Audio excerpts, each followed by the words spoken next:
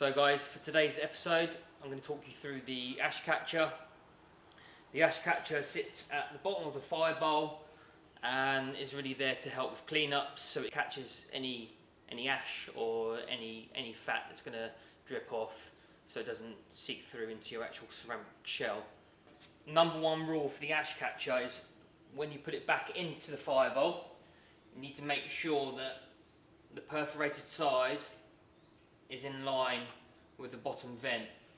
So what you want to do is just have a quick look through the hole and just make sure everything's in line. If it's not in line, then you're not going to get the temperature or the results that you'll be looking for. Guys, if you like what you're watching, then please subscribe to our channel. In the description box below you'll find all the useful links, like our Facebook community page and our Instagram and our website.